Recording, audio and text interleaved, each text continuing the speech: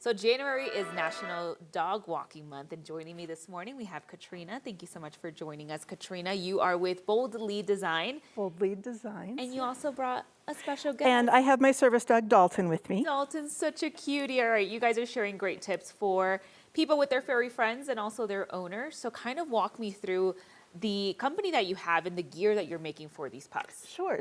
So we're local. We're in Aurora. Okay. We make dog equipment like leashes, collars, harnesses, training tools, and I actually have a specialty with service dog equipment. Oh, wow. Dalton is wearing an example of one, but that's my personal harness that I use for balance. So he helps me with stability. That's amazing. You are a local company in Aurora, and you've been going on for 15 years?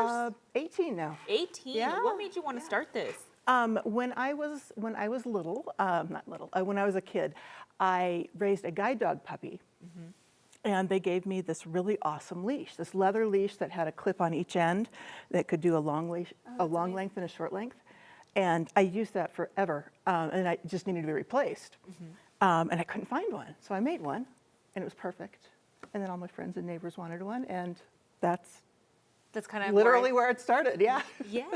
You know, when a lot of people do their dog walking and stuff, I see a little bit of everything. What is one thing that you've noticed that you're like, maybe dog owners should not be doing that? Retractable leashes.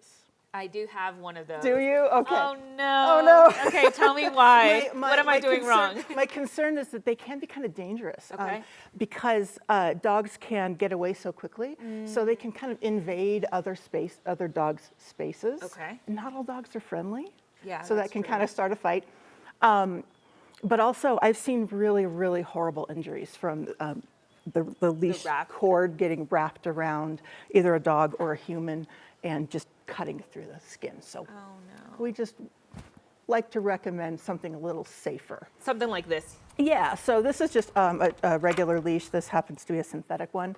It's this one's called Brahma. Okay. So it's weatherproof and waterproof. It doesn't get wet and gooky, which is much nicer than a soggy nylon leash. So one of the things we like to recommend for leashes is you want to have something that feels good in your hands. Yeah. Something that works for you.